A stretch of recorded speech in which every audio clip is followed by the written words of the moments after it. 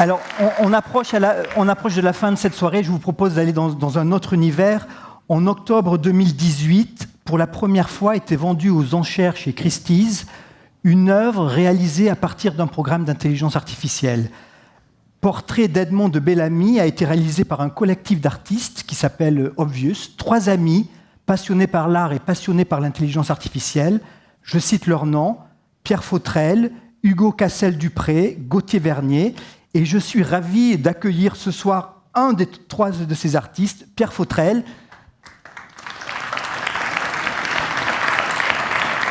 Bienvenue Pierre. Bonjour. Voilà, vous avez 10 minutes pour nous expliquer ce que vous faites. Ça roule. Alors, je prends la zapette. Let's go. Donc, pour ces 10 dernières minutes, on va essayer d'aller sur un sujet un peu plus léger, et vous verrez, ça ne l'est pas tant que ça. Donc, moi, je fais partie d'un trio d'artistes qui s'appelle Obvious. On est un trio d'artistes qui fait de l'art avec des algorithmes de machine learning. Je plus sois à ce qui a pu être dit avant. Intelligence artificielle est un mot valise, et je préfère dire machine learning. Pour des raisons de simplicité, je dirais IA toute la soirée. La particularité de notre trio, c'est qu'en fait, on a grandi ensemble et on s'est rencontrés au lycée et un peu avant.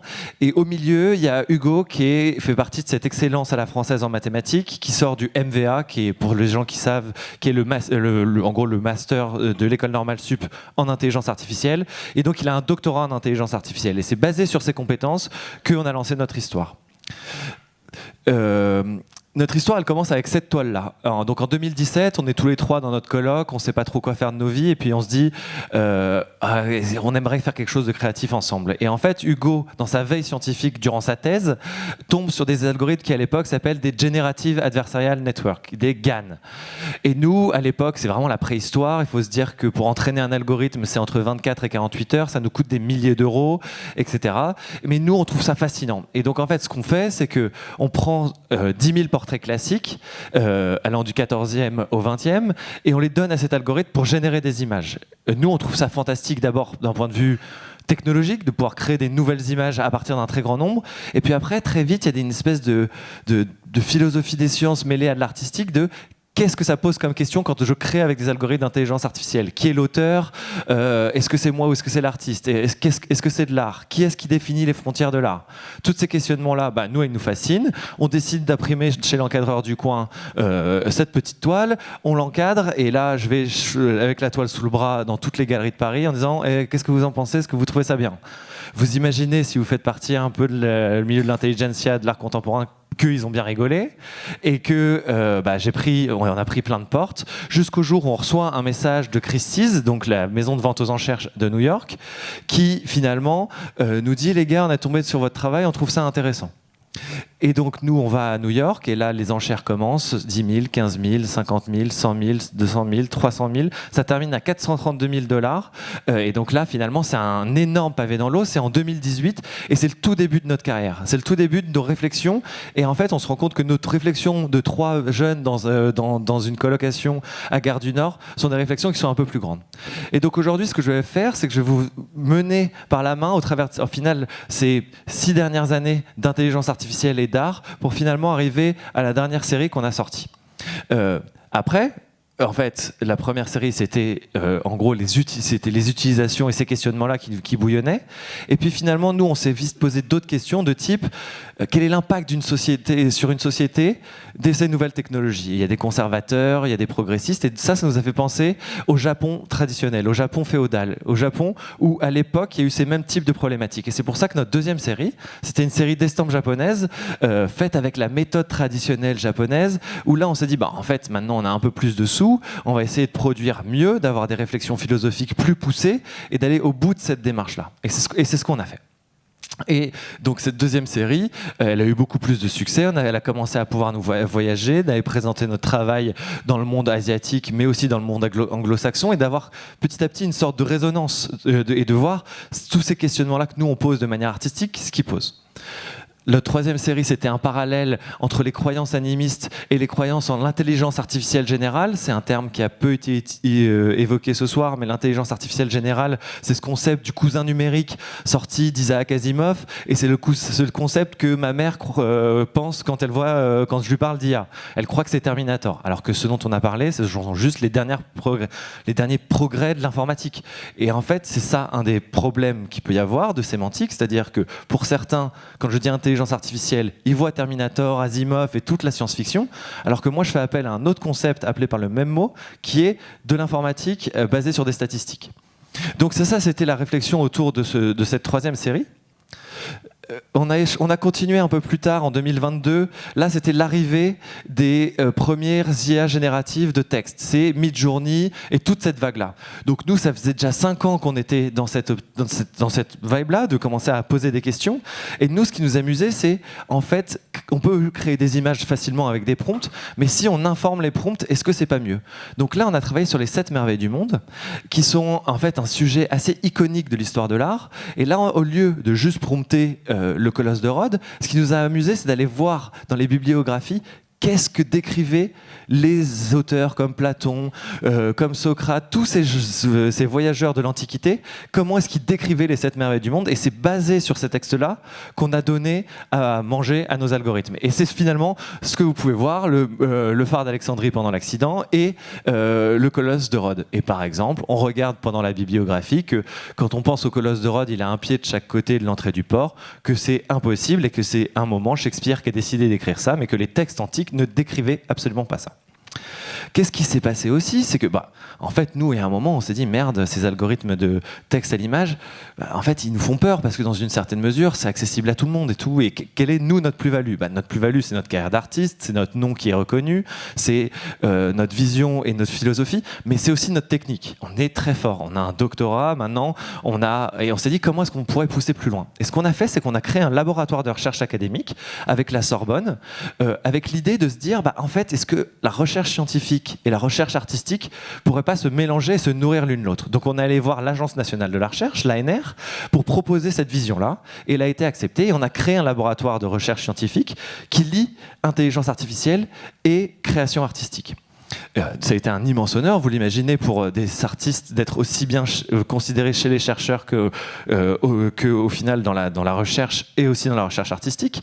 Et rapidement, on s'est dit, qu'est-ce qu'on va faire avec ce laboratoire de recherche? Et en fait, dans notre recherche, et c'est le dernier sujet dont je vous parlerai aujourd'hui, on est tombé sur une technologie vraiment particulière qui s'appelle le mind-to-image. Donc vous êtes assez, on va dire, vous connaissez le text-to-image, le text-to-text, le speech-to-text, et le mind-to-image, c'est l'idée de se dire, est-ce que je pourrais pas utiliser des IRM pour projeter et pour décoder ce qui se passe dans mon cerveau. Donc nous on regarde dans la bibliographie, il se trouve que au MIT, il y a des gens qui commencent à faire ça, ils mettent des gens dans des IRM, et l'idée c'est de se dire, est-ce que je pourrais pas faire regarder un très grand nombre d'images à des gens, et puis après je ferai des associations. Donc là, on est allé le voir, le Paris Brain Institute, l'Institut Cerveau et de la Moelle épinière, et on leur a proposé ça. Ils nous ont dit, les gars, vous êtes complètement fous, merci, bonsoir. On a un peu poussé et on les a convaincus. Et ce qu'on a fait, c'est qu'on est allé dans les IRM, on l'a fait nous-mêmes. Moi, j'ai fait 12 heures d'IRM. Je ne sais pas si vous avez déjà fait une IRM du genou ou de la cheville, mais c'est un peu pénible. Et en plus de ça, si vous bougez un tout petit peu la tête, c'est terminé, les trucs ne marchent plus. Donc, vous êtes tout droit comme ça, et vous avez un espèce d'anneau qui vous serre la tête. Je vais vous montrer un petit peu après. Vous voyez, c'est moi à ce moment-là. Et donc là, en fait, ça ressemble à peu près à Orange Mécanique. Je suis comme ça et je regarde des milliers et des milliers d'images. Et après, en fait, je suis capable de faire une association entre des images vues dans l'IRM et des activités cérébrales et des activations cérébrales. Et après, l'idée, c'est de se dire, en fait, je retourne dans l'IRM et parce que le canal de la vision et le canal de l'imagination sont en neurosciences des canaux qui sont extrêmement proches, peut-être que je vais pouvoir essayer de penser à une image et qu'elle se génère. Et c'est ce qui s'est passé, si je reviens sur la slide précédente, non, la précédente, voilà, c'est sur cette slide-là, ce que vous voyez, c'est moi qui pense à un volcan. Et ça, c'est littéralement le résultat de cette expérience-là. Je pense à un volcan et sur mon ordinateur, c'est ça qui se génère. Là, vous vous dites, ouais, est-ce que c'est vraiment ça? Et en fait, l'idée du lab, c'est aussi de prouver ce qu'on avance. Et donc, on a fait un papier de recherche qui a été publié, pour ceux qui connaissent, à ICML, qui est une des grandes conférences de machine learning, qui est validée par nos pairs et qui montre ça, qui montre qu'en fait, on peut avoir des idées de recherche un peu nouvelles et un peu différentes, et aussi que ça crée des nouveaux outils artistiques. Le truc, c'est pas de faire ça pour l'histoire de le faire. L'idée, c'est qu'en 2018, quand on dit il va y avoir des IA génératives qui vont créer des images et qui vont changer la manière dont on crée des images, bah, tout le monde nous dit ouais, on verra, etc. Et aujourd'hui, dans le métro, une affiche sur deux et dans les agences de pub, ils sont tous là en train de prompter. Et donc, ce dont je vous parle, le Mind to Image, c'est pas de la science-fiction. Ça arrive, et ça arrive très fort. C'est extrêmement financé par plein de GAFA partout dans le monde. Et donc l'idée, c'est de se dire comment est-ce que artistiquement on peut vous mettre un pied à l'étrier et que vous compreniez que c'est pas une technologie de science-fiction du futur, c'est tout de suite. Et alors un petit truc, par exemple, pour vous rendre compte que ça arrive vite, là par exemple, il y a pas longtemps, Apple a sorti un brevet avec l'idée de, en fait, que dans les écouteurs, dans les AirPods que vous mettez tous, en fait, de pouvoir capter quelques ondes cérébrales pour pouvoir, bon, bien évidemment pas capter l'imagination, mais rien que le pause play next que vous utilisez à vélo et sur lequel vous appuyez, bah, en fait, pouvoir se dire, bah, moi je m'entraîne à faire pause play next une dizaine de fois et puis après je pourrais le faire sans les mains. Et donc cette technologie-là, elle arrive, elle n'est pas dans 10 ans, elle n'est pas, elle arrive très vite. Et donc là, ça a été un peu le sujet durant cette soirée. Nous, artistiquement, ce qu'on a envie d'apporter, c'est pourquoi est-ce qu'on fait ça ? Et ben en fait, on fait ça pour qu'on se pose ensemble collectivement les questions. Les questions de est-ce qu'on a envie que cette technologie existe ? Est-ce que cette technologie, si elle arrive par exemple dans des pays où les droits humains sont moyennement respectés, est-ce que ça a du sens ? Est-ce que c'est intéressant ? Est-ce que c'est vraiment bien pour la société ou pas ? Parce que en vrai, un artiste qui a plus de mains ou quelqu'un qui est difficilement qui est en handicap moteur, bah, il pourrait vouloir ce genre de technologie. Donc c'est toujours la même chose. C'est science sans conscience n'est que ruine de l'âme. Il faut réfléchir à ce qu'on fait. Et je trouve que l'artistique, c'est une bonne manière de le faire, c'est une bonne manière d'approcher les choses. Ici, vous êtes tous au courant de ce qui se passe dans l'intelligence artificielle, mais je reviens à ma mère, et il y a beaucoup de gens qui ne sont pas intéressés par ça, ou alors voient ça de très loin, et pour autant, c'est quand même des sujets qui les impactent, et c'est nous ce qu'on essaye de faire avec ça. Et donc, je termine ma petite auto-promo, alors non, c'était celle d'avant, pour vous inviter justement au vernissage de cette exposition. Vous pourrez voir les autres œuvres, c'est samedi à la Galerie d'Anise, et ça dure pendant 1 mois.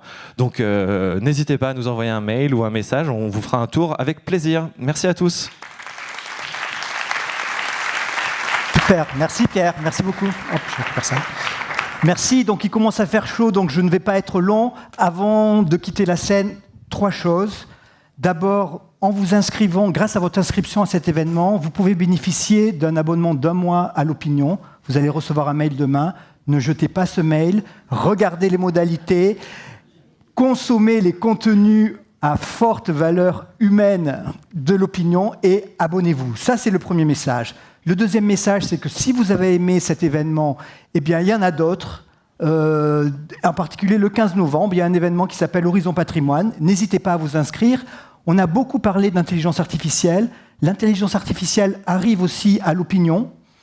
Par exemple, dans quelques jours, nous allons audioliser l'intégralité des articles produits par l'Opinion, mais ce que nous serons les seuls à faire en France, c'est que vous pourrez entendre les articles de l'Opinion avec la voix des journalistes qui ont écrit l'article. Ça, c'est unique et ça vous prouve bien que, même dans la presse, l'intelligence artificielle est en train de provoquer de grands changements. Je dois enfin, pour finir, remercier nos partenaires, Google, LexisNexis, Oliver Wyman, Bercé, Polaria, Cegid, Soprasteria Next, France Digital, La Villa Numéris et ça annonce la suite, Les Crus Bourgeois. Merci à vous, merci à vous. Alors Elysia, merci beaucoup de m'avoir accompagné pendant cette odyssée et peut-être à l'année prochaine. J'ai été ravie de passer cette soirée avec vous. Je vous souhaite maintenant de passer un bon moment tous ensemble pendant le cocktail et j'espère vous revoir l'année prochaine pour la 2e édition intitulée 2025. L'Odyssée de l'IA. Merci à tous. Merci à tous.